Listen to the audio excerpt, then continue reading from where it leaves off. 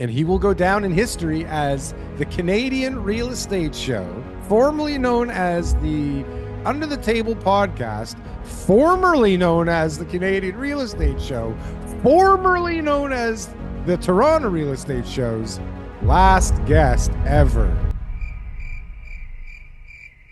Not even a reaction. Hey, you're so busy. I told you I wasn't done yet, but now I'm done. Okay. So busy. That warranted at least a reaction. You must have heard I heard the whole thing, but I was confused because is he our last guest ever? He's going to be our last guest of all We're never time. having a guest again. Well, all right. I don't know. We lost our booking agency. They've quit. We've run for the hills.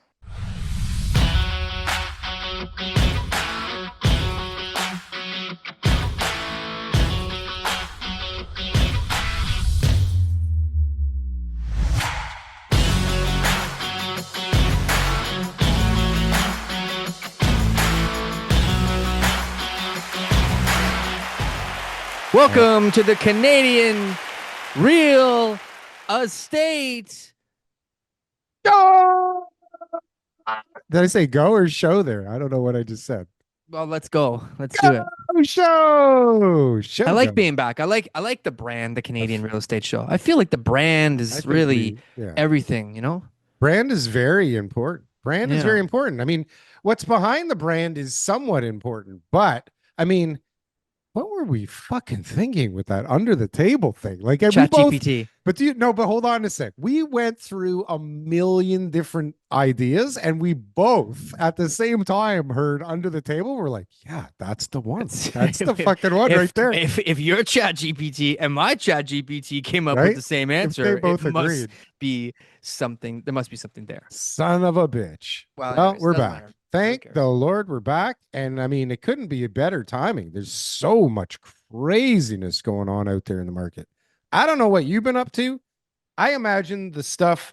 I mean, if our guest even shows up, I don't know if we heard from him, if he's coming or what's going on. I guess we'll see. Okay. Sometimes our guests show up. Sometimes they don't. That's part why of we don't really care if we have guests or not, because we got a show without them. We got a show. We got a with show or without them. Yeah, and I get to hear myself more without them. So anyways, I mean, I guess we can't wait too long to talk about these things, but there's some major stuff that came out this week. I don't even know. Do you want to start? This episode is brought to you by Shrubs.me. They say AI is taking everyone's jobs, and honestly, no one knows whose is safe. But here's the thing. When you own your audience, your content, and your brand, you don't wait for someone else to save you. You build your own future. Shrubs puts everything you create in one beautiful hub. More reach, more fans, more income. Shrubs.me, your future, your rules. And when you get there, I'll be right there with you, helping you thrive and grow. I'm guessing, TK, that you probably, you know what? We talked about it a couple times, so you do know about it. So if I didn't send you that email, though, would you know that was going on? No. But other people also told me. So I know that it wasn't just like you. No, of course. I didn't break the story or anything like that. But it's you weren't on like some secret list of people. It's like that's what they were promoting that out to all the agents, saying, hey, we got a deal here. We got some movement, which really. Well, hold on a sec. Let's explain what the fuck we're talking about, so it doesn't sound so opaque and ridiculous and mysterious, right? So, secret email. Darryl got a secret email. I got no secret emails, and it's more than out there, but there's implications that I think are gigantic. I mean, everybody's talking about the Bank of Canada and interest rates, which we should probably talk about. Maybe we should talk about that first, because the other thing is way bigger. Please focus, Darryl. Okay, fine. But this is center yourself and let's finish the story. Fine. So we got Green Park Homes who slashed prices on their remaining inventory in Oakville by a unbelievable deep 40% or something, over 40% discount. So they went from selling the original, I guess, batch in 2022 at $1,100 a square foot in Oakville, which is, like, come on, who's paying $1,100? Like, that's more than resale in Toronto. But anyways, go ahead. Well, look, the building had 168 units. They only had 23 left. So how many people paid $1,100 a square foot? a lot, right? Yeah, A I know. lot, I know. 140 people. So, but what happened is for the last 23, rather than, I guess, fighting the market and being, in the mix, right? And being just another condo out there that's for sale, they said, Not selling. not selling, for Yeah. sale. They said, fuck this. Let's get the fuck out of here. And we're going to slash prices to 675 a foot. What they said, what is resale going for? And why would anyone want to buy a unit that is already complete, that's standing inventory, that's ready to be moved into, and you have the option of moving into that building over there, that building over there, or our building over here. Oh, what do you know? We need to price it accordingly to the market. Just to Wow, get ahead of everything. what a novel idea. What a novel idea. Oh my gosh. Well, but this is somebody that, Knows what they're can doing. do that and knows what they're doing. This is R- not a panic sell because they're going broke. This is Green Park. This is like, we should get ahead of this thing Don't so that don't don't don't don't overestimate. Like I know they got money. I know they've got equity. I know that there's no financial concerns for them, but it doesn't mean that the debt that they have on that property isn't behind on the payments, or isn't not behind on the payments, but isn't taking money from somewhere else. They don't have the money to pay that debt anymore. And they're saying, okay, we're pulling money from our other reserves or other assets or other accounts or other entities, whatever it is.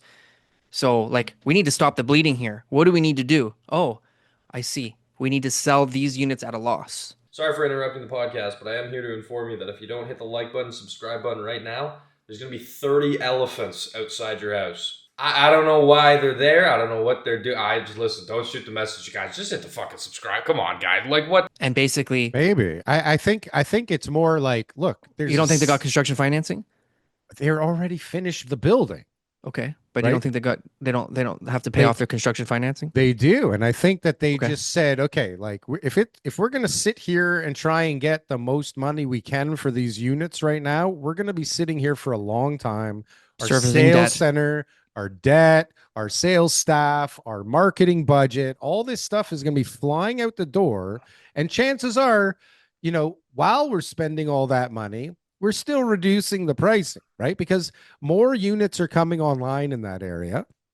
Yep. And so I mean, And other builders will someone will beat them to the punch. well, they beat everybody to the punch. And now what they did is they really messed things up in that area for everybody else, because I think that there's some pretty deep ramifications, right? Because they're not the only ones sitting with 20, 30, 40 units. What do you mean deep ramifications? Okay, well, okay, I'm trying to tell you. Okay. So if they have 23 units left over and they chop the prices, which I mean, everybody must have been paying in that area, okay, around $1,100 a foot, because everybody was paying that everywhere, up in fucking Georgina and God knows, like That was the everywhere. number. That was the number. You couldn't get the land for free and sell for less than $1,100 per square foot. Right. So Yeah. so you have all these people that sold for $1,100 a square foot. You have the people in the building that closed at $1,100 a square foot, and now you've nuked the whole market in that area, because there's going to be a guy around the corner who's also in construction right now that has 20, 30, 40 units that he's still waiting to sell, right? Or trying to sell up at like $1,100 a foot, or maybe he gave some like discounts on finishes. Why can't they get $1,100 per square foot? Because the market can't afford it. Because it's not worth it. I get it. Okay, but the ramifications, you make it sound, and I'm not pointing towards you, I'm making this for all sellers of any real estate right now. It's as if, like, we're by selling for less, we're going to be dictating to 1,000 buyers in the area what the price that they should pay going forward. No, it's the buyers have looked at what all their options are in the market, and they have deemed the value to be that. That is what it's worth. No, I think it's worth How is that not probably well, let me tell you. So I think it's worth a little more than that, but they got ahead of it because they could sell a unit at that price, soon. They could sell another one at maybe a little bit cheaper in a Are, little bit are longer. all 23 units sold out at 675 square foot? Oh, those things blew out like there were lineups and the whole Yeah. everybody's talking about it. I'd be Okay. shocked if they weren't gone. Okay. And look, I get what you're saying. Of course, I mean the market proved that that's a number that will work, right? That's what the price is. And of course, pricing got out of control and crazy, but there's not too many people that can afford to do this kind of thing without all kinds of other shit unraveling and Those would falling be apart. ramifications. Right. So Yeah. what I'm saying Those is would be ramifications if someone sold the property for less than what they could afford to sell and they couldn't afford to pay off their debt. what's up? But hold on a sec. Those So would be you ramifications. got a guy around the corner with another 25 who's been trying to sell it at 1100 just like you for the last God knows how long, right? Yeah. And so now all of a sudden he's like, "Oh shit, like my standing inventory now has to be my standing inventory has to be sold at like 675 now, and we weren't planning on that. Now we got to take a 5-6 million dollar hit.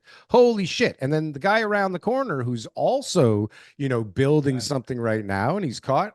Oh, we got our guest here, Mr. Crombie. Hello, welcome to the show. How you doing? I'm doing great. How are you? Excellent. Thank you so much. Welcome. Thanks for joining us, Brian. Yeah, we've My met pleasure. before. This is my friend TK. You guys haven't Hey, met? TK.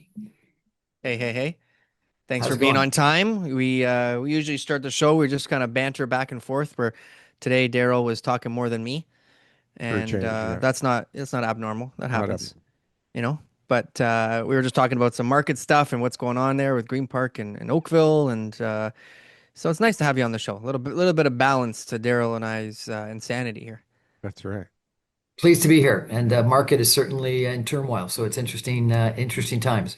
If you can just give a quick intro. So there's going to be people who don't know who you are. There's going to be some people who are watching on YouTube, and then there's going to be some people listening on the podcast audio only. So if you could just give us a quick intro on who you are.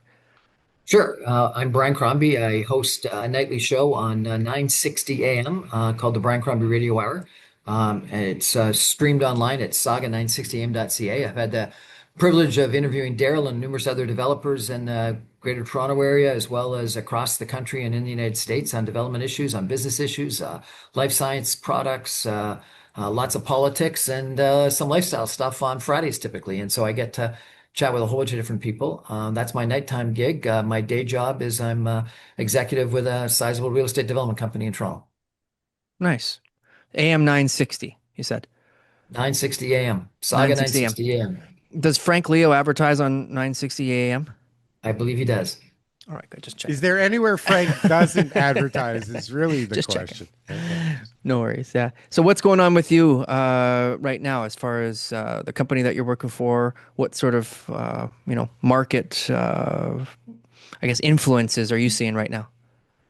Well, the condo market is in an ice age right now. It's close to dead. Pre-construction condos are at last year and this year the highest deliveries really in history. And I think there's a real problem with assignment sales not being taken up, with people not closing, with developers that are left with inventory left to sell, and so therefore they're going for inventory loans, and condo prices are down. And I think it's a real issue. Because of that, a lot of condo developers are thinking about converting their development proposals into purpose-built rentals. I think purpose-built rentals are different, and so therefore they got to decide whether they go ahead with what they previously had designed and considered, or do they change it and go through a new process and hiring architects and designers and market research people, and whether they can do that through an adjustment process or whether they got to go back through the whole planning approval process all over again. But I think because of that, we've got a real stall in development. I think this year could be the lowest year of building permits being issued. And even if building permits are issued, the question is, are people going to start construction? I think that people that are finishing up buildings, and you see some of the towers still around the city, are going to finish the towers because they got to, because the last thing you want is a tower half done or three-quarters of the way done. But I don't think there's going to be a lot of people starting new construction. And so I think that excavators and formers and people that are at the front end of a development are going to be looking for work. And I really worry that there's going to be layoffs in the industry. I really worry that there's going to be bankruptcies. I worry that there's going to be distressed sales. And I think that what this does is creates bust and boom cycle. We've had the boom in the past, and we're now in the bust. And the negative of that is we're in a bust, and it's going to have some problems. The problem with that is that it's going to be an opportunity in the future, but it's also, a volatile situation where we go from this bust to a boom in 3 or 4 years, and that's not the way to run an economy or a business. And I think we've got to have government that comes to the table to solve some of the problems. And Darryl and I talked about it when he was on my show. I think that things like development fees are a mistake. HST has been taken off purpose-built rental. It should be taken off everything. I think time to get approvals should be reduced. I think these MTSA, major transit station area designations should be implemented right away. I think that the whole areas in an MTSA should be zoned mixed use. And I think that you should get dramatic increases in density, because the only way that our city is going to work is if we expand the housing, and it's got to be affordable. And so we got to reduce construction costs. And the only way to reduce construction costs, because costs are what they are, labor is what it is by taking some of these taxes that are incredible. There's 1,000% increase in development fees over the course of the last 15 years in Toronto. 1,000%. There's a town north of Toronto that hasn't got the memo and increased development fees by over 30% this year, which is crazy. A 30% increase when you've got no development taking place doesn't earn you any money. No. Vaughan, Mississauga have reduced development fees, but they frankly should go to zero. And if it's not zero, it should be really, really low. And I don't know why Toronto hasn't followed suit. So I think that government is facing what could be a devastating situation in the housing development business. I think that that's bad long term for the economy. That's devastating for a whole bunch of people. And I think that if they don't take action soon, it's going to be a real problem. Well, the other night before you joined, we are talking about Green Park. Want to just finish up that conversation, Joe? Yeah, I'd love to hear Brian's take. I don't know if you noticed what happened in Oakville with Green Park over the weekend. They drastically reduced their standing inventory. I don't know if you know about that. No, I don't. So Green Park went from $1,100 a foot, where they sold most of the building, and then for the last 23 units, they just put them out at $675 a foot. So we were just talking about the ramifications on the rest of the deals in the area and the rest of the market when something like that, when somebody, I guess, gets ahead of the falling market in such a drastic way. What's the fallout going to be from that? What? I think that you gotta take a loss. If you're going to incur a loss, it's better to take a loss early. There's a line that is often used about your first loss is your best loss. So I think if you're going to lose, take the loss, get the cash, and then move on so you can develop other things and get the cash. And that's the same reason why you see sales of summer goods, summer products all over the marketplace today, because you got to get rid of the summer stuff so you can bring the fall stuff in retailers. And I think it's the same in every other sector. If you know you're going to have a loss, admit it, take your lumps, get some cash, even if you're selling at a loss, particularly if it's a loss to what you want, but still not a loss to your actual cost. But even if it's a loss to your cost, take it and move on. And I think that what ends up happening often when you've got a boom bust cycle is that people that wait and don't take the early losses end up taking bigger losses longer term. And or what you got to do is, which lots of people are doing, you've seen in the marketplace, is they're offering concessions like crazy. And the amount of concessions you got to offer end up being bigger and longer, whether it be in rental free rent periods, or in condos, free lockers, low interest rate mortgages, et cetera, et cetera. You end up offering more and more and more, and it's cascading. So your first loss is your best loss. I'll tell a little story that I got from today. So I'm a real estate agent. I work with Franklin and Associates. That's why I was plugging them there at the beginning. And so we do a lot of resale, freehold stuff. And so this lady came to me 2 years ago, and when I first met her, the very first appointment, her dog had died that day. So I got there, and she's not in a good place. So she said, "Hey, meet me, come back next week or something like that." So I figured, okay, no problem. I send her some flowers. I said, "Sorry to hear about your dog." She called me a few weeks later. I went to go see her. She says, "Hey, I'm having some issues financially. This is my situation. What do I do?" I said, "You need to sell. hurry up. She said, my daughter, she goes to school. I want her to be in the same home. She was born and raised in this home. Let's stay here. Over the course of the next 2 years, it's, oh my gosh, this is stressful. Oh my gosh, it's painful. Oh my gosh, da da da. Da. So finally, this year she calls. She says, okay, I got a letter from the bank. They said they're going to take the house. Now come and list the property. She owes more money than the house is worth. We try our best. We do everything we can. We pull all the tricks, but she owes more money than what the house is worth. The offers we got were 100 grand below even what the total debt was, and the second mortgagee that was taking her power sale wasn't willing to budge because they figure they could get more money later on and protect themselves, pay the first mortgagee and figure it all out later. So today we got a message from the second mortgagee that they took possession of the house and to come remove our sign and lockbox and take it off the market because they now have possession of the house. And that's, on the residential side, homeowner side, but ultimately the same thing, right? You try to save face or you try to, make that profit or whatever it is, please your investors, but you hang on to the sinking ship and eventually you lose everything. And developers, there are some already in that position, but there will be more, unfortunately. And there's going to be some like bigger players that we would deem to be recession proof or whatever it is. But, maybe they've taken on a lot of debt. Maybe they got a lot of overhead. Maybe families are, splitting up or they got different opinions or something, right? So it's interesting times, to say the least. I think it is. And I think what you're seeing is, inventory increasing, time on the market increasing, sales down a little bit. And all that says to me is that people haven't reduced their asking prices enough. Because what you got to do is you got to reduce your asking price so you get the thing sold.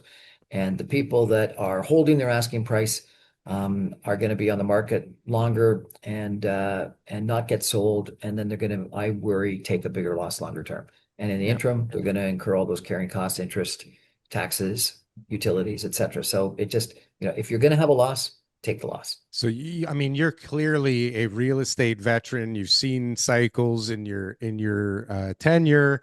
I think it's easier to say that once it's happened in the past than if it's never happened before. And then certainly, as a homeowner, it's not a business decision. It's not like, okay, just like cut bait now and go. It's like they get stressed out, they freeze up.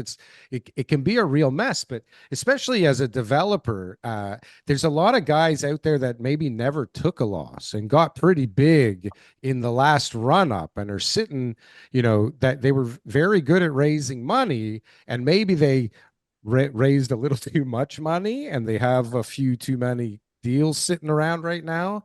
And I fear for some people out there right now that are, I think, in that situation, because like you said, I think Ice Age is probably even a little bit soft right now. It's dead. It's absolutely like a ghost town, right? So how long is this gonna last for? And how long can some people kind of hang on, or can people take those losses? I don't know. I think that as in any kind of boom bust in any kind of market, you just never know. But the bust often happens quickly, but the growth out of the bust takes a long time. And if you take a look at the graphs for what happened in 1990, it took a long time for things to come back. You take a look in the United States after 2008, 2009, it took a long time for things to come back. So, I think you go down quickly, but then you come out slowly, such that, I think the people that are hanging on are making a mistake. And so therefore, realizing the reality of the situation and moving on is the right strategy. We've talked about that already. I think that to a certain extent, it depends on how banks respond, right? And so if banks are going to be doing foreclosing, if they're going to be not lending money, if they're going to be really resistant to lending more money, then the crash happens quicker, the bottom occurs faster, and then you've actually got more of a chance of coming out quicker. If banks are more cooperative and they're still lending money and they're still extending loans and they're being helpful to people, then it doesn't happen as quickly. And we've got a different system, particularly in single family homes in Canada than the United States, such that frankly people are worse off, but the banks are better off and the market's better off. And let me explain that if I could. So in the United States, we all sort of looked at those graphs in 2008 with the subprime crisis, and it happened really quickly. And the reason why is because in the United States, other than I think in 3 or 4 states, they have what's called non-recourse financing for home ownership. And so therefore, if someone's underwater, they just give the keys back to the bank and walk away, and they're out. And you know what? So I may have lost my equity, but I'm not losing more. In Canada, all of our home ownership is recourse financing. And so therefore, even if you give your keys back to the bank can come after you against your income, against some other assets you own forever until you're completely paid out. So people don't end up giving the keys back. They end up paying the mortgages, and whatever the restructuring is that's got to happen doesn't happen as quickly as it should. And that's great for banks, and it's bad for the market because you don't go through the restructuring as quickly as you can, and it's terrible for people because they can't walk away. And so I think that we've got a good system to leads to a more stabilized, secure banking environment, but it's effectively taking that risk that banks have and put it onto the homeowners, and I think that's a mistake. Yeah, So, and we were bragging about that. In answer to your question about how long it lasts, I think it's 2008, 2009. In the States. 29? Oh, No, You think? Canada. Sorry, 2028, 2029. I apologize. Okay. So two or 3 years. Yeah. Well, it Over. definitely is You know, not fixing itself this year. the statistics that you see are that you've got very high deliveries of condominiums last year, this year, and it starts to go down in 26 and then down a lot in 27 or 28.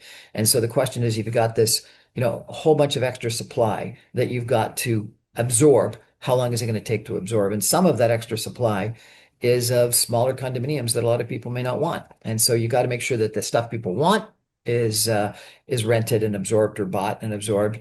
And then the stuff that is less attractive hopefully reduces prices enough such that people really want to buy it or rent it, and it gets absorbed. And that's what's going to give the opportunity for new development to take place. That said, I do think that if government does some of the things that we talked about, which is effectively reduce the cost of development by way of reducing, if not eliminating development fees, reducing, if not eliminating GST, HST, reducing, if not, frankly, almost eliminating all the red tape, increasing the density in major transit station areas, that's going to help. And given that every developer still needs bank financing, not everyone's going to get financed, but the good developers will get financed, and you'll have life in the marketplace. And the alternative is we got a risk of what's going to end up happening is nothing gets built, people get laid off, they're going to find other jobs, they're going to move to Calgary or Edmonton and start building there, or they're going to start become infrastructure contractors on highways and hospitals and things like that. And when the boom does come back, we're not going to have anyone to build. That's the So most this is a real restructuring that is, I think, the fault primarily of municipal governments that um, restricted and put on taxes that have made things uneconomic, and they got to adjust. Just to be on the other side of the conversation, because you guys are more on the development side than most, do we have a supply issue? Like, we talked about having not enough homes. We all agreed that prices were going up because we didn't have enough homes. Well, right now, we got more than enough properties for sale, 35,000 of them to be exact, just in the GTA area alone. And immigration levels are starting to slow down, and that foreign students are going to be coming less and less. Rents are starting to come down. Do we need more housing? Is that something that is even going to be an issue? So immigration hasn't slowed down nearly to the extent that people have been thinking it would, and that federal government has been talking about that they think it should, and it hasn't been coming down as of yet. I think it may in the future, but if you take a look at all the immigration statistics, and lots of people have criticized it of late that while we've talked about immigration coming down, it hasn't come down.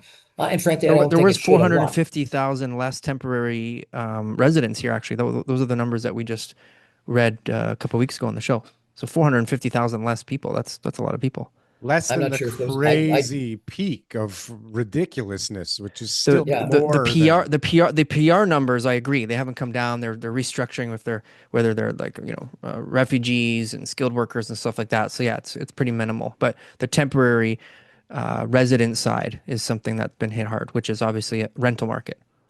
Yeah, is it the rental market, or is it people that aren't going to be certainly not going to be buying? So you're right, the rental market, but are they rental market, in the Greater Toronto area, or is it people that are working on farms and not in the Greater Toronto area? So I'm not sure, and all the statistics I have seen suggest that immigration temporary foreign workers, student visas, etc., have not come down to the extent that you think they should be coming down, and people have been talking about coming down. I was in the U.S. last week at a conference, and they talked about how immigration in the United States was 1 million a year and had gone up to 2 million a year. For a population twice our size, we had 1 million people last year. Mm-hmm. So on a per capita basis, ours was like 5 times what the United States was. So our immigration has been huge. I think that, Toronto, the Greater Toronto Area is still going to grow. Immigrants are still going to come here. People are still going to want to have jobs here. CMHC said we had 3.5 million homes short in Southern Ontario, 1.5 in the Greater Toronto Area. And that's to get back to, reasonable levels of affordability. So do we need more supply? Yes, we need more supply. Problem we've got is the supply that we've got in the last couple of years is primarily studios and one bedrooms, condos. And the supply that we don't have is single family homes and 2 and 3 bedroom homes. So we've oversupplied small apartments, condos for single people and the investor community, and we've undersupplied homes for families, whether they be single family homes or condos or apartments that are good for families with 2 or 3 bedrooms. And the statistics that you've probably seen are we are creating as many single family homes today as we were in the 1970s, 50,000 homes a year. Like it's crazy that we can't do a better job. Mm-hmm. So one of my ideas, and again, I'm not like anti-development or anything like that, but I think that right now there's a underutilization of the low-rise homes. So we got a lot of people who are older who are living in a 4 bedroom house where they only got 1 or 2 people living in the house, and that eventually that's going to turn over. The purpose-built rental boom, which I assume this is what we're in right now, it seems like that's what's going to happen over the next few years, will be able to satisfy a lot of what people were handling on their own. So maybe an individual investor buying a condo and then renting it out, or someone buying a secondary home or renting out their family home to, a handful of people. A lot of those people are going to be selling those properties, right? You got tenancy laws that are in the way and, investment horizons and stuff like that. They're figuring it's a good time to be able to get out. Also, there was a lot of people who were buying second homes. Like my whole career, it was people who were buying a second, third, fourth home to be able to rent out because that was the way to get rich. And I think that will slow down as well too. So, in my opinion, just based on like what I've seen in the past, is that the supply issue is not as is overstated, and that we need more of the right housing, which I agree with you for sure. We need bigger units. We need to have strategically, placed housing in certain areas. We don't need any more small 200, 300, 400 square foot units. We got enough of those to come out. We do need more detached houses, but like, where do you build them? Where would we build houses right now? What do you think would be a solution to get more low-rise houses in the GTA? Well, I think that there's, some people have called it the gray belt. I think that there's a fair amount of industrial employment land in around the old, the metropolitan Toronto or the 905 suburbs that could be exploited for that kind of development. And maybe it's not, a third of an acre or a quarter of an acre homes. Maybe it's townhomes or detached homes or semis and things like that. But I think that makes sense. Mm-hmm. There's been a lot of controversy about Highway 413. I happen to believe that if we want Toronto to be the city center that it could and should be, whether it's 413 or something like that, we're going to have to provide access to single family homes in the suburbs of 905 around Toronto. There was this place to go legislation from, I don't know, 10 years ago that talked about Caledon going from 50,000 to 500,000 people. I think that might make sense. And if you've got Caledon growing from 50,000 to 500,000 people, they've either got to have the Bolton GO train line, which has been talked about for like 20 years, which is taking the existing railway line that goes up through, I think it's by Woodbine up to Bolton. Actually, I think it goes through Vaughan up to Bolton. Or you got to have Highway 413 and open up some of that land and make it available for housing. And I think that, the efficiency of agricultural land has dramatically improved. And so therefore, people that are talking about we can't give up 1 acre of agricultural land, I think are being overly extreme. And what we do is if you create a moat around Toronto, think about it, if you create a moat around Toronto such that you can't develop anything outside of where current development is, you're robbing from young people, newcomers, renters, the dream of single family home ownership. And I think that's wrong. And we can't be in a world where we're building 50,000 homes in 1975 and 50,000 homes in 2025, single family homes. And so we've got to open up some more land.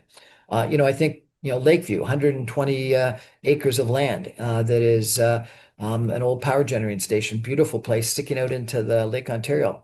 Nothing's happening there. Why is nothing happening there? It's because there's a huge amount of infrastructure cost, because there's some environmental stuff that's got to get cleaned up, because there's not appropriate transportation or transit. We should make that available. And you've got land that could be developed. And it may not be single family homes. It may be townhouses and duplexes and condos, but we got that. Downsview should be developed. Woodbine Center should be developed. We've got employment land in and around Toronto that should be developed. So I think that people that think that, everyone's got to live in a condo and no one, or an apartment, and no one can live in a single family home are wrong. Now, your comment about people in older people in homes, then they're not selling. We do have an issue. I don't know how you solve it politically, but the property taxes in Toronto are half on a mill rate basis of what property taxes are in the 905. And that's because politically it's been impossible for politicians in the city of Toronto to increase property taxes.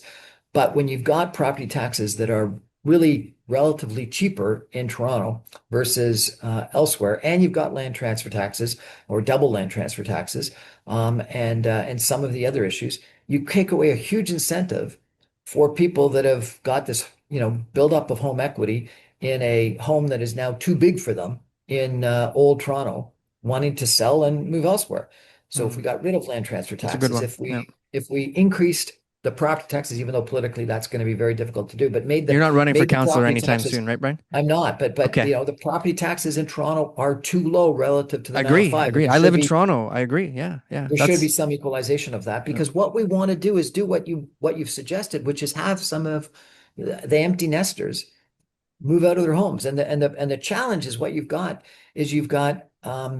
schools that are not having as many people in them. You're going to have closures of schools. You're going to have libraries that aren't going to have the demand. So you got infrastructure that you paid for that's not being economically justified, because instead of 4 and 5 people living in a home, you've got 1 or 2 people living in a home. And so you've got to allow that transition to take place. Now, I do think that in a lot of cases in Toronto, you've got developers buying homes and rebuilding them as bigger homes, but not necessarily homes that have got a lot more people in them. And if you take a look at the statistics, the density per acre in the city of Toronto, other than in areas along transit lines where you've got condominiums and apartments, has gone down. And we got to change that. And so I think that there's a sixplex legislation that was passed for the city of Toronto makes a ton of sense. And I think it's a travesty that all the former boroughs, the former cities in the city of Toronto, outside of the old city of Toronto, that didn't have that apply to them. It's a mistake, because it's not going to happen everywhere, but it's going to happen in a couple of places. And given the incentive for developers to come in and buy an old bungalow and turn it into a semi, or turn it into a larger home, or turn it into, in some cases, a 3-plex, a 4-plex, or a 6-plex, makes sense. Think about Rossesvalles. You think about the beaches. You think about so many parts of Toronto. There were rooming houses in the 1940s, 50s, and 60s. And for some reason, rooming houses have got this unbelievably negative perception. But rooming houses today are 6-plexes or 4-plexes, and they're not negative. What they do is they make really nice middle, the missing middle available for people in homes that they want to live in. Study after study says that people really like living in communities like Port Credit, like Blue West Village, like Rossesvalles, like the beaches, which are 20 to 40 units per acre. But what we're building today is either towers that are 80 to 120 units per acre, or single family homes that are 1 to 4 units per acre. So we're building, suburbs and suburban sprawl, or towers. And we're not allowing people to build the 20 to 40 units per acre that are the pre-war and post-war homes in Port Credit and Swansea and Blue West Village and the beaches. And, I could go on, that people like. If you take a look at the density in Bedford Park, it's 2 and 3 times what it would be in a lot of the balance of Toronto, and that's okay and should be allowed. Yeah. Try to get a severance, consent for severance in one of those areas, you know? They It's not definitely going to don't happen. make it easy. So now we hear this week, I guess it was this week, they have a brilliant new plan, right? What do they call it? Build Canada Homes, $16 billion fund that goes towards building affordable units. Did we just get an echo? That was weird. What do you think about this whole And a plan bylaw for run yeah, and run by a ward politician. counselor? Yeah. Mm. Does the government have a role to play in building homes? Yes, I think it does. I'm not sure it's going to be the solution. I'm not sure it's going to be as big as they're talking about. And is there a big benefit for prefab development? Yes, I was at a presentation just the other day about an apartment builder that's not doing prefab, but is doing development that is damn close to prefab. And so, are there better construction techniques that can be used? And things that are more like Lego blocks that you can put together and build homes more efficiently and cheaper. There's no question.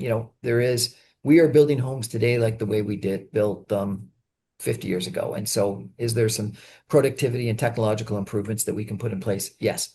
That said, I think the big opportunity is private-public partnerships. It's government either giving or renting land. And so, Downsview Park is as I mentioned, one example. Lakeview, which was at one point in time owned by the province. I think that governments can make land available to developers in a partnership where they take out their money longer term as part of the equity, and we can get homes built a lot quicker. You think about development fees. You think about HST. You'd think about, all the other fees that governments charge. They are taking the money, and I think, people have talked about the actual taxes on home building being about 31%. They're taking that up front. Up front, yeah.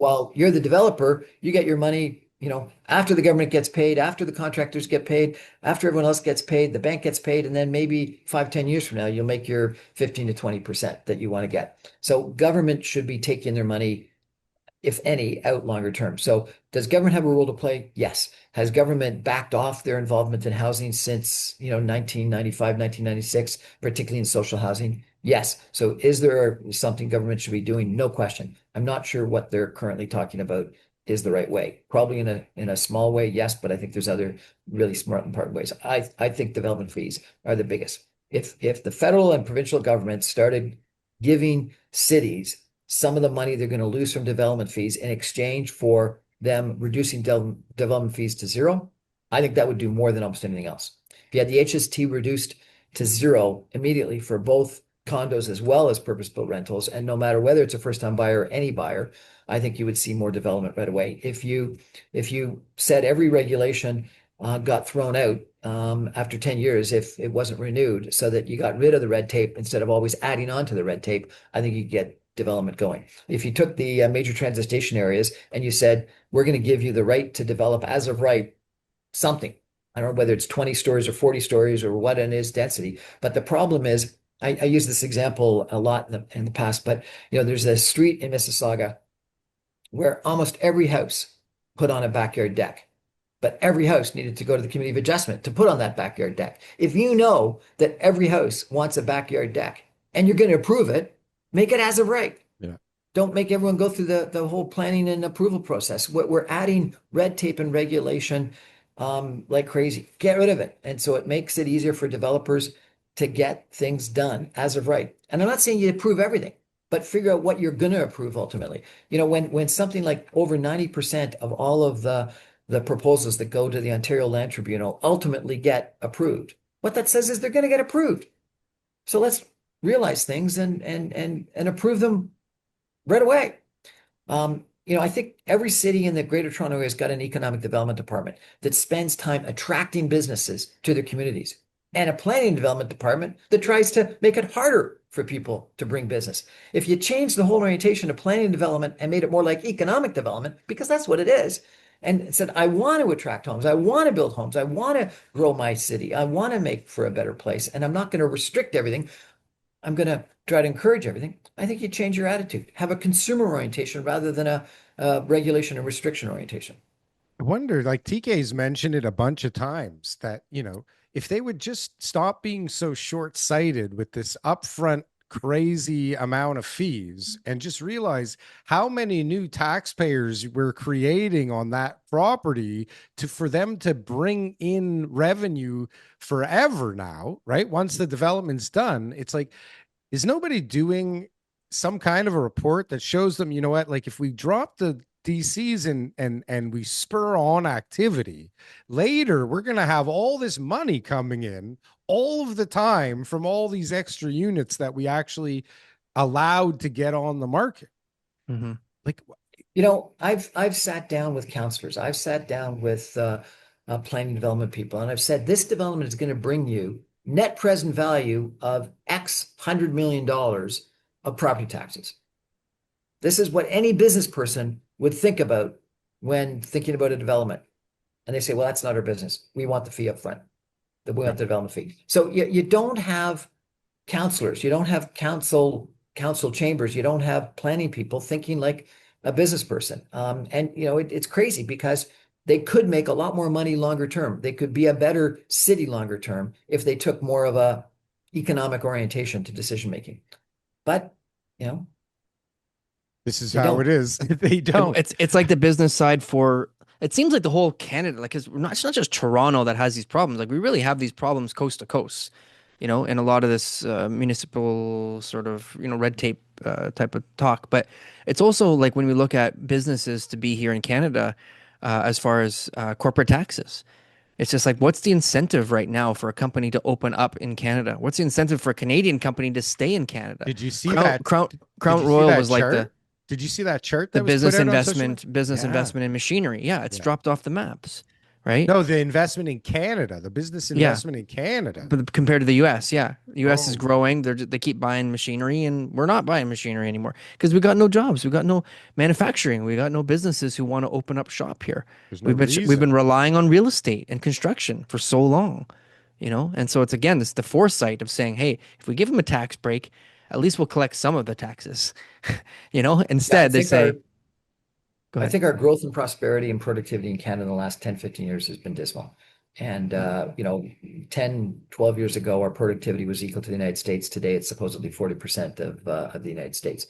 I think we've got to have a government, and I think that the current government, maybe kicking and screaming, but the current government is changing some of its attitudes in regards to having a growth agenda and a prosperity agenda. And I think we need to do that. I think this major projects office initiative that they've announced is a great start in that regard. And I think that getting projects approved through the approval process, whether they be pipelines or natural gas liquefaction plants or, nuclear or small nuclear reactor plants or whatever it is, makes a ton of sense. But we got to do more of that.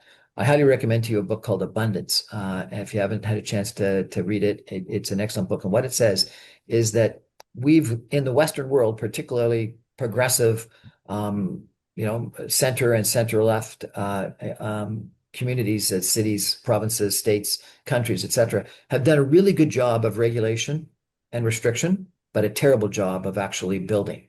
And yes, we want to make sure we build the things that we want and that we approve the things that we want, but we want some things. And so just putting in place the red tape and regulation is the wrong strategy. We've got to also build, and we've got to grow the pie. We've got to grow the economy. Otherwise, there's not going to be enough to redistribute out. And so I think that too often we've thought about how to redistribute and not enough about how we grow. And I think that R&D, business investment, productivity, prosperity have got to be more of the agenda for government. And I think that business has got to take some of the responsibility. I think business investment in R&D and business investment in materials in Canada is substantially lower than it is in the United States. And so is that because businesses not willing to take the risk or because government incentivizes us incorrectly? It's some combination. And so I think that we need a collective desire to grow our competitiveness. And we need to. Are you a real estate agent and you're looking to make a change? Anywhere in Ontario, guess what? We're hiring. Frankly & Associates, #1 team in the GTA for all RE/MAX teams, #1 team for all teams from all companies for number of units sold. throughout Toronto. So if you're looking to make a change, best decision I ever made was to join Franklin Associates. Go to jointeamleo.com and we can set up a call.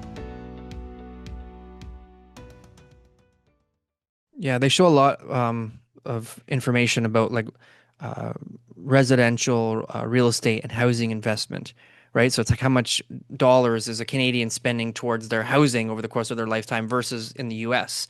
And there's just such a disparity that no wonder they've got extra money in order to be able to invest in their business. They've got more extra money to be able to invest in their toys. I mean, they can go and buy more things, which means that's going to spur more economic activity because they got an ATV or 3 cars or whatever it is, And now we're talking about removing the tariffs on the Chinese electric vehicles, and it's just like our policies always just seem to be, I'm not for or against it. I probably would want to buy one. They look really cool, but it's just like our policies are always against homegrown Canadian businesses. It just seems like everything that we do does not lead to a Canadian company, A, being successful here, or B, an international company wanting to come here to open up shop. Like there's just no policies that make sense because to open up to the Canadian market, guess what? You just have to go to the US, send it over here. There's no tariffs and you're going to sell to all of us anyways. There is no incentive to open up here because as soon as you build here and you want to send it south, you might have a tariff or you may in the future have a tariff. And so what's the incentivification? There's none. And that becomes something that, like Brian was saying, over the last 10 or 15 years is an issue. But imagine how much more that problem is going to be exacerbated over the next 10 or 15 years if this continues. What's left of Canada? I think at the same time, though, we've got a bunch of benefits. I think that our universities and the fact that we're going to welcome more foreigners to study in Canada than the United States is on a relative basis because of some of the rules that Donald Trump has put in place in the United States. I think the fact that we've got a healthcare system that other than for the rich is far better in Canada than it is in the United States. I could go through a lot of the things that make Canada a fantastic place. So I think that some of the infrastructure we've put in place. I think the Ontario line is going to be spectacular in providing access to some parts of Toronto that haven't had great transit. You think about whether it's the Portlands, you think about Leslieville, you think about King West. There's going to be far better transit, and it's a shame we didn't build it 10 years ago. But it's this downtown relief line, Ontario line, is going to be great. I think some of the lines that the premier announced in the last election that haven't been built as of yet, but have been talked about will be great. I think the extension of the subway up on Yonge Street. I think that the Bolton line we've already talked about. I think that this Mid-Toronto line that's been talked about that would take a go from Milton right through Mississauga, right through the center of the city, between Casa-Loma, between DuPont and Davenport, right by Casa-Loma, right by the Summerhill LCBO, up by the Science Center, out to Scarborough, maybe even out to the zoo. We'll open up areas for greater densification with a sort of express line across the center of the city that make a ton of sense. So I think we put in place good transit, maybe even some transportation. I don't like the idea of a tunnel underneath the 401, but I do like the idea of 413. I don't want to take up a whole bunch of farmland with it, but I think, having another highway around Toronto, if we think Toronto's going to grow, is, I think, the right strategy.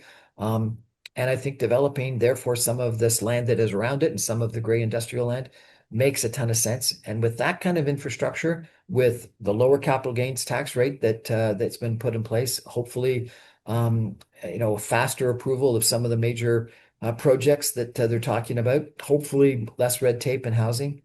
I think we can solve some of these problems we talked about. And they've definitely tried. So I'm optimistic, but we got to take some action. They've tried more recently with planning. They've definitely released some more planning flexibility. They're trying, but it's like they give you with this hand and then they don't realize they forgot about something that has a major effect. And now what they were trying to accomplish isn't possible for half the people putting in applications. It's like they don't think the whole thing through all the time. And things like rental replacement, like there's all these crazy things out there that if people really realized how much development it stopped, their heads would spin. Just a crazy like gymnastics that developers have to do to just get something going is truly unbelievable. And what's really crazy is that the developers end up being the evil, greedy sons of bitches out there when we're really just trying to make sure everybody else doesn't steal everything out of the deal. Because I mean, I know that we're pointing at DCs and taxes and stuff, but on this run up, labor got crazy, material prices got crazy, like everything got really crazy. And the developers kind of stuck there like, well, I kind of need lumber. So what am I going to do? I got to buy the lumber and I need a framer. And I mean, there's no other framers around, right? And so all of a sudden, it's like the prices just get out of hand. And so we kind of almost need this um, period where people go, shit, like I don't have any work. I better drop my prices now. And finance companies, well, they're actually charging a bloody fortune if they're even willing to lend anything anymore. But there definitely needs to be more than just, I think, the DCs and the HST. Those are amazing and they'll make a big difference. But everything else got really fat and bloated, didn't it? Well, the line about it taking twice or three times as long to get a development approved as it does to actually build it. Like that's crazy that it takes longer to push the paper than it does to actually construct something. So I think the red tape and regulation is unquestionably an issue. That said, even if you got things approved more quickly today, nothing would happen. And so I think that if you want to, and I think that people will realize everything you just said. The problem I've got is they won't realize it until it's too late. It's going to be 2 years from now when nothing's been built for 2 years. And then, you've got building starts at an all-time low and people start to realize the mistake that we made 2 years prior. So if we want to increase building and we don't want to have 150,000 layoffs in the next 6 months, the government's got to take action now. And the easiest and quickest is development fees and HST, and it should be reduced. And even though I think that in the MTSAs they should increase density, even if you increase density today, if you got those huge development fees, developers aren't going to start building. So I think there are some things that we should be doing longer term, and that is red tape regulation, density, infrastructure, etc. But in the short term, the only thing you can do is DCs, development fees, and HST. And then at the end of this, whenever the sentiment does change again and people can figure out how to pencil deals, like what are people going to be willing to buy pre-con from people again, knowing that, what just happened is a possibility 6, 7, 8 years down the road when the building's going to be the price will always determine the market. If it's coming out at the right price, people will line up. Like you said, they're at Green Park. Yeah. They had a lineup of people. We but think that they thing might have is sold them built too. That's a little different, but yeah. But that's what it is. Before pre-con, when we used to sell pre-con, it was like a discount. It was like it's going for $400 a square foot across the street, and you're getting it for $375. And people were thought, well, I don't get it for 3 or 4 years, so it's not a bad deal, right? And then all of a sudden, it's just a little bit more, but it's going to be better. And then it became like 40% more or something like that. And the developers had to charge that much, otherwise, it wasn't getting built. But I mean, as the consumer, the risk that they were taking on, logically, it didn't really make a lot of sense. But if you bought in 2013 to 2015, you made money, you looked good, and you told your friends about it. So they did the same things in 18, 19, 20, 21, and they didn't do so well. So, I mean, as long as the pricing comes back down to the point where the market says that's worth it and that there's value there, I don't think we'll ever have an issue selling properties.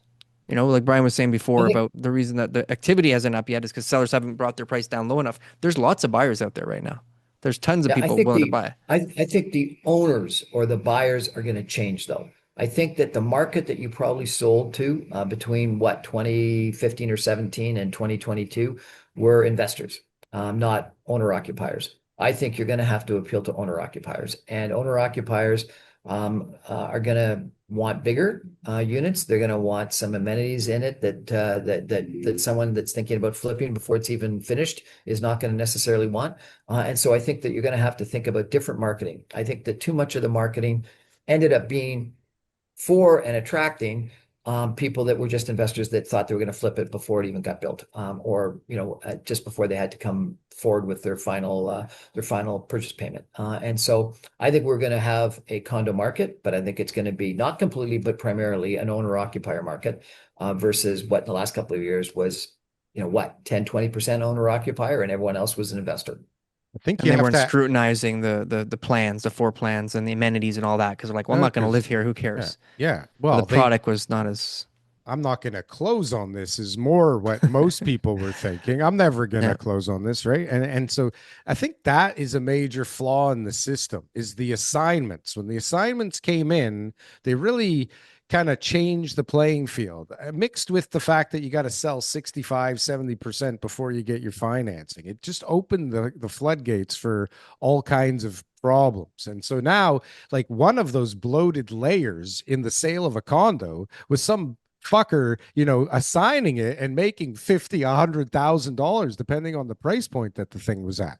Right. That was an added tax in the middle of the whole thing that ended up being a cost for somebody. Right. On top of all the other crap that everybody has to pay. So, Mhm. But now they're not able to sell, and they're probably losing their equity when they try to close because the appraisal's coming in at 20%, 30% less than it was when they initially contracted.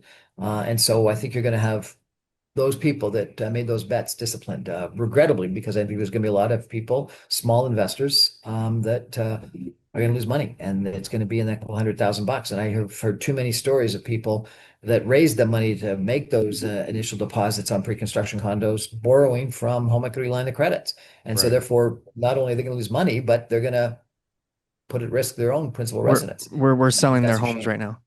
They're losing their Yeah, homes. Yeah. I think that's a travesty, Yeah. and but it's reality, and so I think that you're going to go through this massive shakeout. But we can't live in a world where because of the shakeout, we don't build any new housing stock for 2 years. We Sure. got to keep building, and that's why I come back to what we talked about: The development right, the fees, right product. Yeah. Yeah. HST. Yeah. Yeah, and you need all that because you need to figure out a way to make bigger things for less, right? Like somehow we have to figure out a 600 square foot or 425 square foot. It needs to get bigger to a point where somebody actually wants to live in it, right? And somehow we have to magically make that affordable. So, I mean, do you think that DCs and HST is enough for that? Is that does that bring us into that range?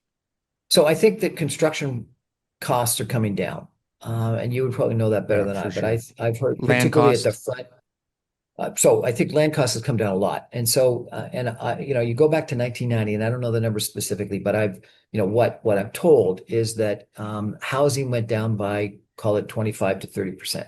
Maybe single family went down 20%, condos went down by 30%, land went down by 80%. And so you start thinking through those numbers. If your construction cost is approximately the same, the construction worker is going to get approximately the same. The developer's still got to make some money, otherwise the bank's not going to give money. So a lot of the costs are approximately the same. If the top line goes down by 20 to 30%, land's got to go down by like 80% to make the whole numbers work. So I think land in the 1990s did go down a lot, and I think land is going down a lot today. I think land has gone down by 50%. It hasn't gone down as much as it could and should. And so that's one thing that's got to happen. That said, I do think that excavation, forming, sort of the early stages of construction are cheaper today than they would. I've been told we're back to 2019 pricing. I don't think it is in finishing yet, and the reason why is because the finishers are still finishing, so they're still busy because there's 100-story, 90-story condos that aren't done yet, and so they're still employing those people. But in a year or 2 years' time, that's going to come down as well. Mm, And so I think the interesting. developers are tendering and confirming contracts for excavating and forming today, but they're not yet for finishing because they know that the pricing is going to come down in a couple of years. So I think that you're going to have construction costs come down. I think you've had land costs come down. I don't think construction workers are going to be taking in less money. I don't think the developers are going to be demanding less profit because banks won't let them because they want to know that there's enough incentive for them to finish the building. The banks don't want to take over. And the banks are going to take a little bit less because the government reduces the interest rate, but the banks are going to have still a spread to the cost of funds because otherwise they're not giving the business. So in the end, to make it work, I think government's got to take less. And government's gone from taking 5 to 10% to 31%. And that's a mistake. And they're taking their money up front, where everyone else takes the money over time and developers take it at the end. So honestly, Ronald Reagan said it, Government's not the solution. Government's the problem. Government is the problem right now, and we got to change that. And I understand municipal politicians to say we can't reduce it because we don't have enough money from elsewhere to pay for all the infrastructure. And to a certain extent, that's true. But 30% of nothing is nothing. And so I think provincial governments and federal governments have got to help municipalities make up the lost development fees, but they got to demand that those come down. And then I think we've got to think about productivity, prefab, better construction techniques, et cetera. And so that's a whole other conversation. I think that, any other industry in the world has done things with technology that the building industry hasn't yet, or hasn't enough. And I think that's got to change. And then come back, I apologize for repeating, but I come back, government's role is infrastructure. And we've talked a lot about more infrastructure, and we've done some, but we haven't done enough. And some of this infrastructure that we could and should do opens up other areas for development that would make a ton of sense. And I've talked about some of them, and you go to sort of the long-term plans that Metrolinx has, and they make a ton of sense. We should get our act together and do it. The Milton Mississauga line has, I think it's 6 trains southbound in the morning, 6 trains outbound in the evening, versus the Lakeshore line and the Markham line that is all day two-way frequent GO train service. The places to go, the big move that Metrolinx did a couple of years ago, maybe it was a decade ago or 5 years ago, said that going all day two-way had an 8-to-1 benefit to cost ratio. And if you didn't do that, you'd have to double deck the Gardiner Expressway. And everyone knows how busy the Gardiner Expressway is. And you think about all the people that live in Mississauga that could go commute to jobs. But because we only give them 6 trains down in the morning and 6 trains out in the evening, you don't get the kind of development that you could and should have, the kind of density. In the last municipal election, I don't know if you guys know Dixie and Dundas, but it's like a power center and a whole bunch of vacant land. It's the first GO train station out of Toronto into Mississauga. There was a proposal at one point in time to take a subway there, and it was turned down. The subway goes along the railway tracks from Islington to Kipling, and then it stops. But the railway tracks actually go within a block of Sherway Gardens and right to Dixie and Dundas. You could take the subway out to Dixie and Dundas, just like it's gone to the Vaughan Metro Center. You could put all-day two-way frequent GO train service to Dixie with no problems. If you did that, you should have huge amount of development. And you guys have seen the Vaughan Metro Center. What is it? 50, 60-story development? And it's gorgeous. And it justified the building of a gorgeous living arts center and other things at the Vaughan Metro Center. Do you know what the density is at Dixie and Dundas? 12 stories. 12 stories. Who's going to build a subway to an intersection or frequent every half-hour GO train service if you've got 25 stories right at the intersection and 12 stories for the rest of the area? Isn't that it should be the Vaughan Metro Center. And if it was the Vaughan Metro Center, it'd be spectacular. It'd be one of the nicest places to live in all of Toronto. So, the provincial government, Metrolinx, should be talking to the city government and saying, you give us density of what the Vaughan Metro Center has, we'll bring you a subway. We'll bring you all day two-way GO. And, I don't know if you've been to that Vaughan Metro Center, but there's a terminal just south of the 407 that's got GO trains and buses and subways. Yeah. It's a great place. Seems like they got a lot of power up there in Vaughan. They were able to get things built. Brian, we could talk to you for all day, to be honest with you. But we're at the end of the show. And so it's kind of one of those things where we don't want to go on too long. But everything you're saying is resonating big time. I can see why you got your own show. You're a pro. I can see why you're on why you're on the air. Chatting with the two of you. And I'd love to have you back on my show, or you can invite me back anytime. So people, again, your show, when is your show airing? And it's 6:00 every night on 960 AM. You can stream it online at saga960am.ca. I put all my shows as soon as the radio shows goes to air. I put them on my YouTube video channel, Brian Crombie YouTube. I put it on podcast servers. I put it on social media, and it's the Brian Crombie Radio Wire. Awesome. How long have you been doing that show for? 5.5 years. Actually, you know what? Same as us. Next month it's 6 years. The COVID 5 shows. We're 5.5 years. The COVID podcast push, right? He was pre-COVID. He's 6 years. He's pre-COVID. Pre-COVID? Yeah. I was 2019. I started. Yeah. Oh, wait. Look at you, ahead of the curve. Well, Yeah. appreciate the time, sir. Really appreciate it. Great talking to you. Thank you so much. TK, always a All the best. pleasure. We'll get you back on the show, Brian. Thank you. Look forward to it. Thanks so much, guys. Okay, Thanks. Take care. Bye-bye. TK, He's a pro. he is a seasoned veteran. He's a pro. For damn sure. He's got the info. He's got the work background.